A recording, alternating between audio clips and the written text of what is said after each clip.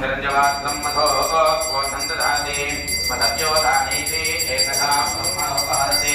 एकदैव यजमान आयुष्तेजो दधाति भरतमङ्गलदिक्षां देवी नमो नमः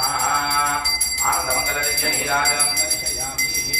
नीराजनं समर्पिताग्निं समर्पयामि नमस्करोमि हरितमङ्गलदिक्षादेवतको महालक्ष्मी महासरस्वती श्री बगलामुखी देवता अनुग्रहेण स्वयंगा कलल कुचुंटे ममानेषु स्तंभित दोष